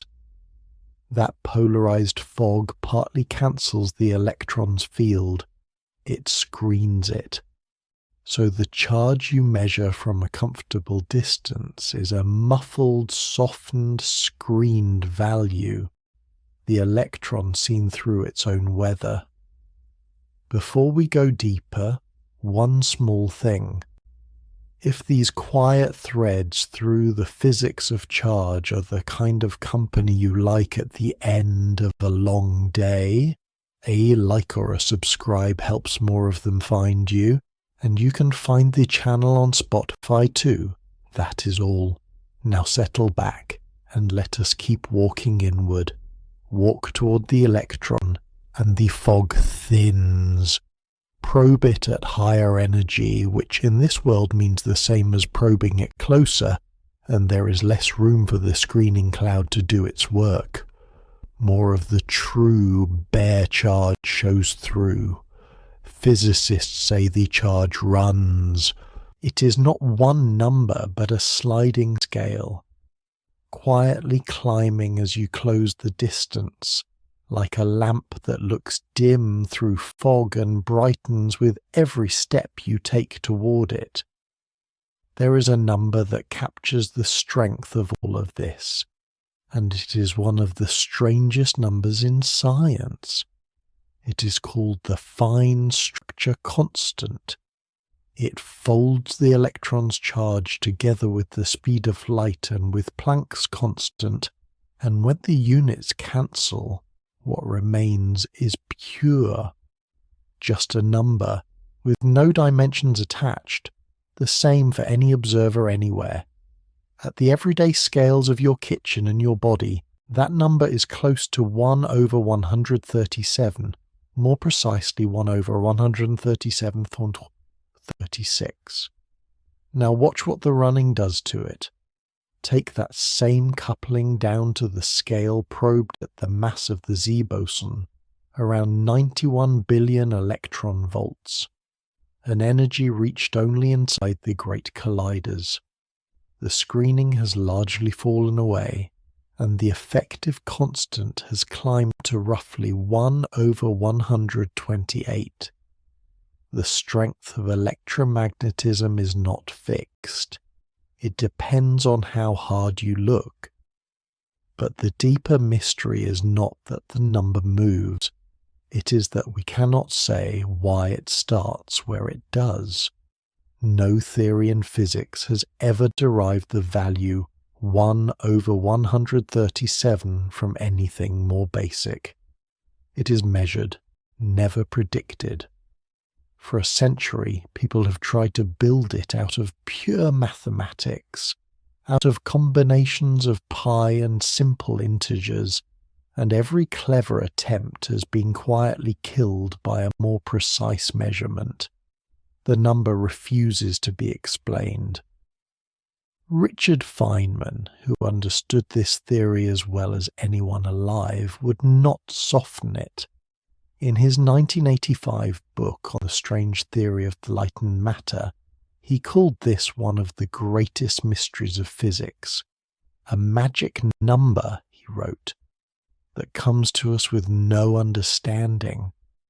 The hand of God wrote that number, he said, and we do not know how he pushed his pencil. Physicists have taped it to their office doors, one number standing there like an unanswered question that will not leave, so hold that in your mind as you drift. The charge in every atom of you is governed by a strength no one can account for, a constant we can measure to astonishing precision and cannot begin to explain. And it turns out that the very fact charge comes in fixed units at all may hang on something no one has ever seen. In 1931, Paul Dirac followed a thread of pure mathematics and found something remarkable at the end of it. Suppose, he said, that somewhere in the universe there existed a single magnetic monopole, not a bar magnet with its north and south forever paired, but an isolated north on its own, a lone magnetic charge. Everything you know about magnets says this cannot be. Snap a magnet in half and you do not get a loose north. You get two smaller magnets, each with both ends, and yet Dirac showed that if even one true monopole existed anywhere, its mere presence would force every electric charge in the whole universe to come in exact, discrete units. Sit with how strange that is. The reason your atoms hold together in clean whole steps of charge, the reason there are no ragged fractions loose in the world, could be the long shadow cast by a single particle in some far corner of space that no one has ever laid eyes on. Dirac wrote it as a simple condition. The electric charge times the magnetic charge landing always on a whole number multiple of a fixed fundamental unit. One monopole and quantization everywhere. So they went looking. For nearly a century now, people have hunted the monopole. They have searched in cosmic rays raining down from space. They have searched in the debris of the highest energy collisions humans can make. At the Large Hadron Collider, a dedicated experiment called MOIDL, working alongside the Great Atlas detector, has combed through the wreckage looking for a magnetic north with no south, a single telltale track. Results published across 2023 and 2024 ruled out monopoles carrying 1 Dirac unit of magnetic charge for masses below about 120 billion electron volts. And still, after all of it, the answer that comes back is silence. Nothing. Not one. The monopole may not exist. Dirac's argument was always a conditional, an if, not a proof. Charge is quantized, that much is certain, measured in every experiment ever run. Whether a monopole somewhere is the reason, or whether nature has some other reason we have not yet found, remains genuinely open. It is one of those questions physics has learned to hold without forcing. Now come back from the edge of the universe to a small cold loop of wire in a laboratory, because here charge does something you can almost watch. Cool certain metals far enough, down toward the deep cold near minus 452 degrees Fahrenheit, and they cross into superconductivity. Electrical resistance does not just fall, it vanishes. It becomes, as far as anyone can measure, exactly zero. Start a current flowing in a closed loop of that superconductor, and then take everything away. No battery, no plug, no source of power at all. The current simply keeps going. It circles the loop in perfect silence, on and on, with nothing to drive it and nothing to slow it. It is about as close to a perpetual motion machine as the laws of physics will ever let the world come. In 1963, two physicists named File and Mills set out to measure just how steady such a current really was. Using a sensitive magnetic resonance technique, they watched persistent currents in superconducting loops for stretches of 21 days and 37 days.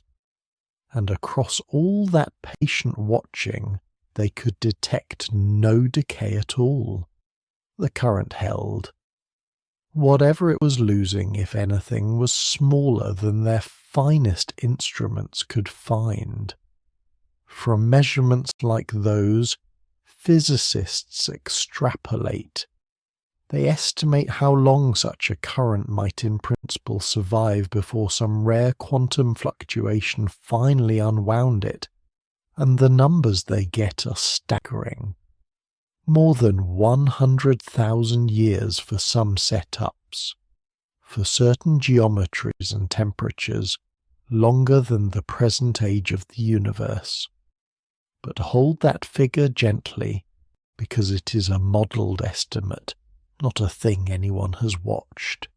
The direct measurement reaches to weeks, to years.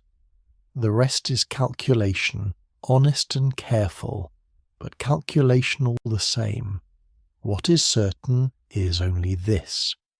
In every experiment we have run, the current in that cold loop does not measurably leak away, and at the heart of it all sits the electron, carrying its 1 unit of charge and hiding so far no structure at all. Physicists have squeezed the measurement of its size down and down, using single electrons held in traps, and using searches for the faintest lopsidedness in its shape. The upper limit they can set is astonishing. The electron is smaller than 10 to the minus 22 meters across, so small that within everything we can probe, it behaves like a true point, a mathematical dot with no width, no surface, nothing to take hold of. And yet that dimensionless point carries a full, whole, indivisible unit of charge, complete and exact. For every such particle, there is a mirror. Every antimatter partner carries precisely the opposite charge. The positron holds a clean +1 where the electron holds -1.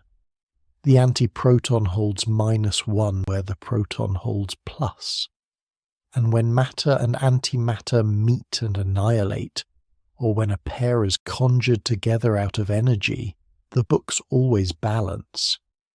the total charge before equals the total charge after, exactly, in every creation and every annihilation ever recorded.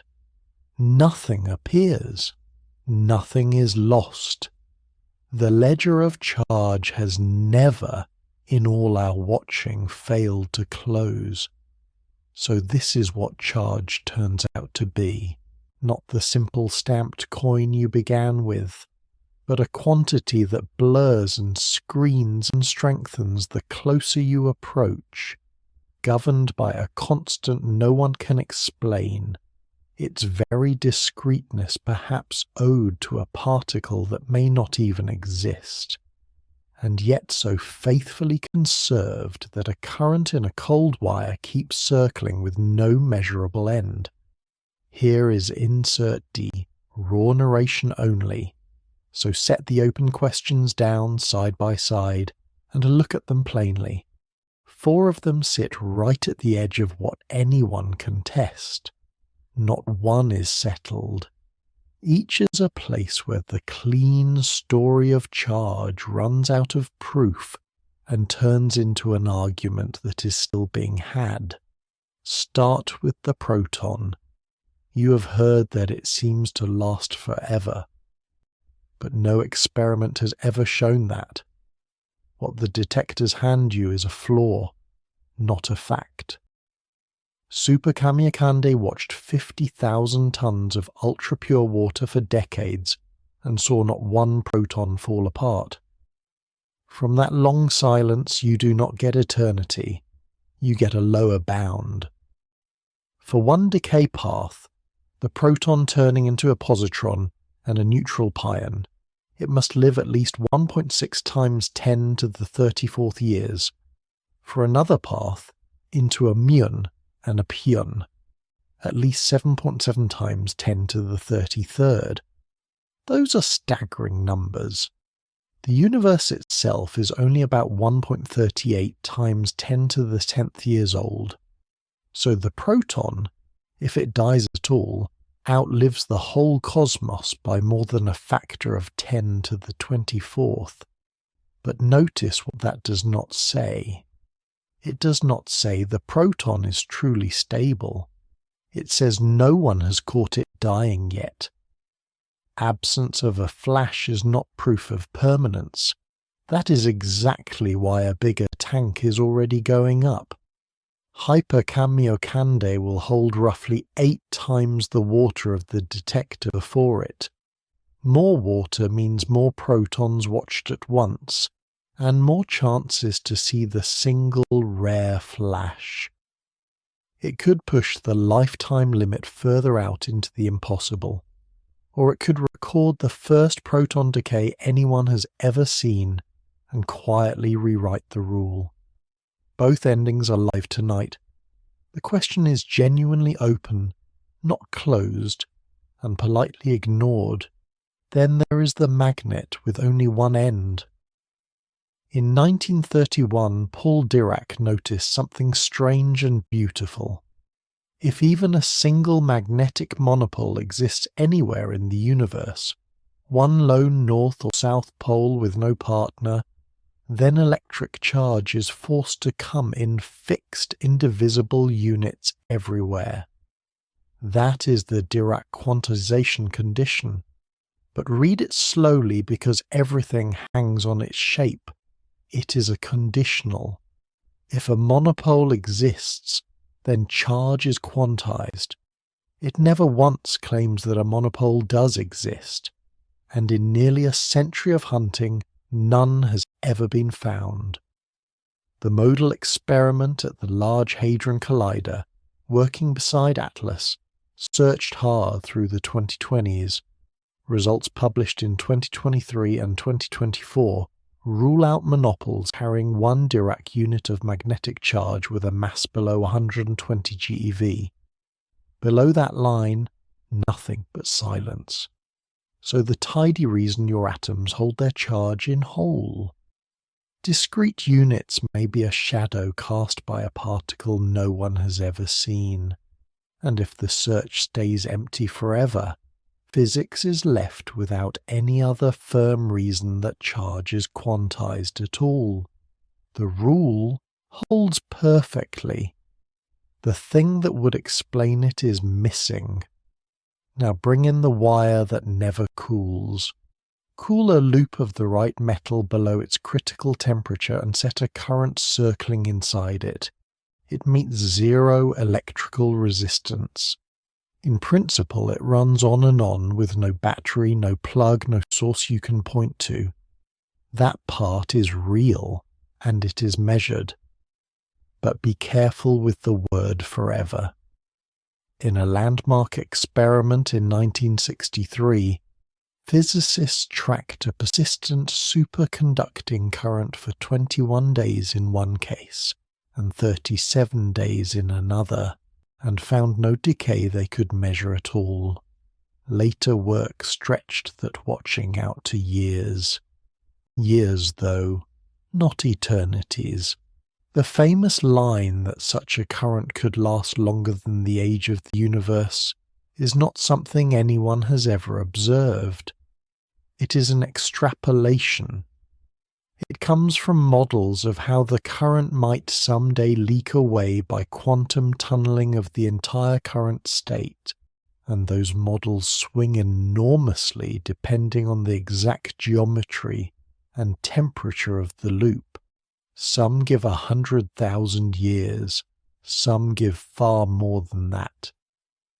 But the part that has actually been seen runs only to weeks and to years. Everything past that is estimate.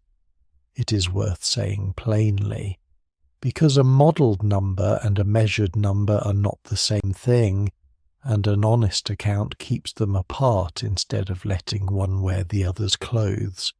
And then there is the number itself. The strength of electromagnetism, boiled all the way down to a single pure figure, is the fine structure constant. At everyday distances it sits at about 1 over 137 or 036. It carries no units at all. It is just a bare number that falls out of nature, and nobody can say why it is that value and not some other. People have tried for a century to build it out of cleaner things, out of pi, out of simple ratios and tidy combinations. Every one of those attempts has been killed by a more precise measurement. The real value quietly refuses to line up with any neat formula. Richard Feynman called it one of the greatest mysteries in physics, a magic number that arrives with no understanding behind it, and he wrote that the hand of God set that number down, and we do not know how the pencil moved. Physicists pinned 137 to their office doors, a splinter the whole field could not work out of its skin. So when you hear that someone has at last derived it from pure mathematics, from first principles, the honest response is doubt. No one has. Every such claim so far has broken apart on the next decimal place.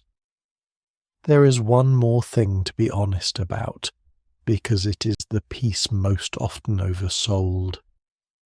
You may hear that physics really does explain why the quarks carry 2/3 and 1/3 of a charge, and why the electron carries exactly 1.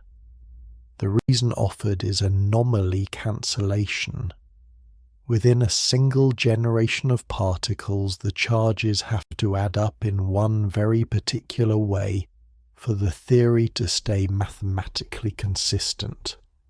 3 colours of quark plus the electron plus its neutrino, all summed together, land exactly on 0. That is true, and it is genuinely remarkable. But look hard at what it actually proves. It proves that these charge values are self-consistent. It does not prove why nature chose this set and not some other set that would also balance. The math forbids a contradiction. It does not pick the answer out of the air. That gap is the whole point. It is the difference between a door that is locked and a mystery that is solved, and the two should never be quietly blurred into one, because the first is all we have and the second is what we keep pretending we have. So lay them out together one last time. A proton that may be eternal or may simply be too long-lived to catch in the act. A magnet with a single pole that may exist or may never have existed at all. A current that may truly run forever or may carry some vanishingly small chance of stopping. A number that governs every spark and every atom and that no theory can explain. 4 open edges, 4 arguments still unfinished, and behind every one of them the same stubborn fact. Charge keeps to its rule with a precision far past anything we can account for, and the deeper you press on why, the more the ground gives way beneath the question, which leaves one quiet question hanging over all of it. A question that stretches from a wire that never cools to a particle no one has ever seen, which leaves one quiet question hanging over all of it, a question that stretches from a wire that never cools to a particle no one has ever seen. What is electric charge actually made of, and why does it never leak away? You have followed it a long way tonight. And the honest answer is that the deepest part of it stays out of reach. Charge comes in fixed, indivisible units. You can count them, 1 grain at a time. You can add them, subtract them, move them from one body to another. But you cannot cut one in half. No one has ever found a stray piece of a charge, a sliver smaller than the smallest whole grain. The proton carries exactly 1. The electron carries exactly 1, with the opposite sign. And no theory anyone has written explains why the grain is the size it is, rather than a little larger, or a little smaller, or gone.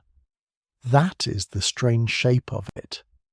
A quantity measured more precisely than almost anything else in physics, resting on a foundation no one can see. Think of what that precision means. The charge of the electron and the charge of the proton match, equal and opposite, to about 1 part in 10 to the 21st. That is a 1 followed by 21 zeros of agreement.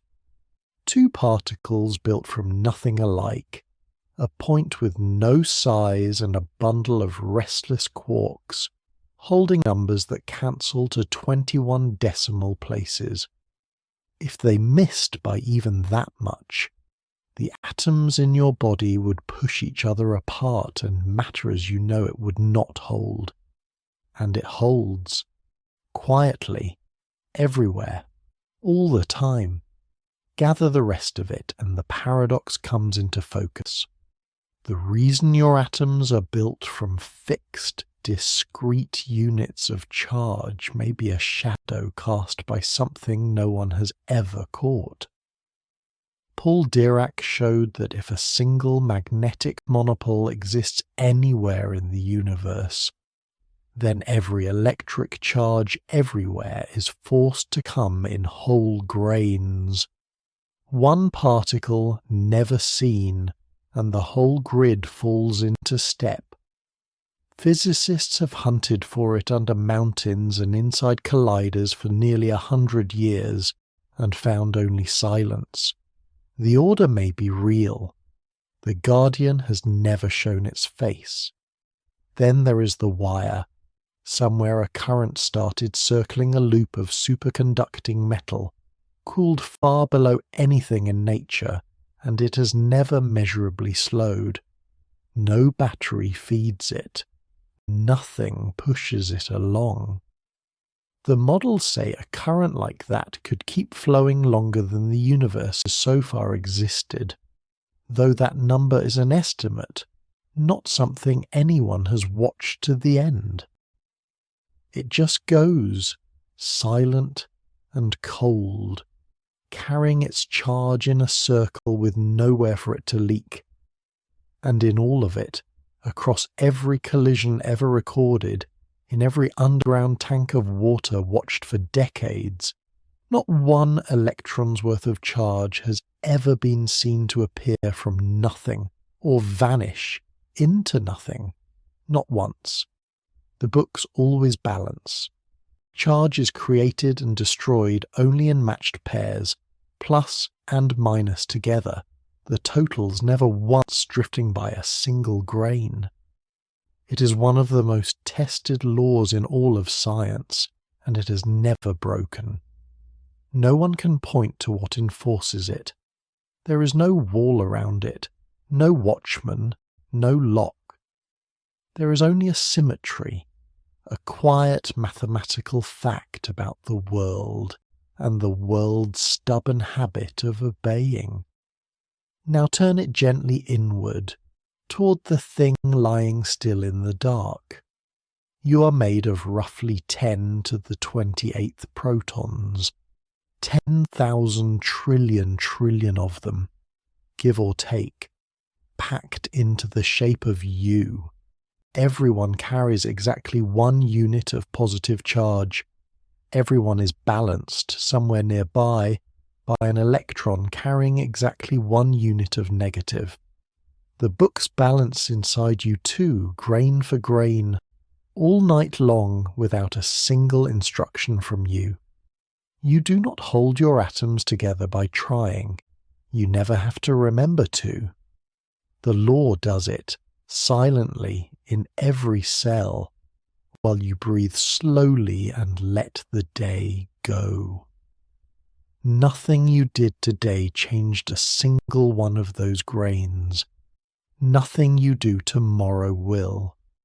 The charge you are made of was fixed when the particles first formed, long before there was an earth, and it will still be fixed and counted and perfectly balanced long after tonight is forgotten. It does not leak while you sleep. It does not drift.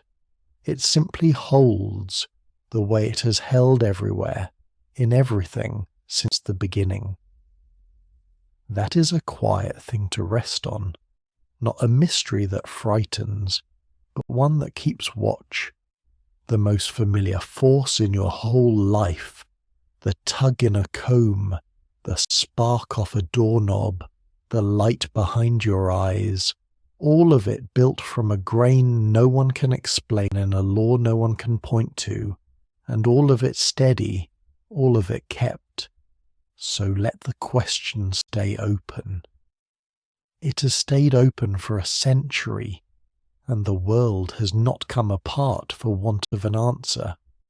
You do not need to solve it tonight. You do not need to hold any of these numbers. They will go on being true whether you remember them or not. Somewhere a cold current is still circling. Somewhere a tank of water is still being watched. And inside you, 10 to the 28th tiny charges are sitting in perfect, effortless balance, asking nothing of you at all. Let your thoughts slow now. Let the counting go. There is nothing here you have to keep. The charge that makes you will keep itself, exactly as it always has, indivisible and conserved and quietly unexplained, all through the night and long past it. Sleep well tonight. Good night.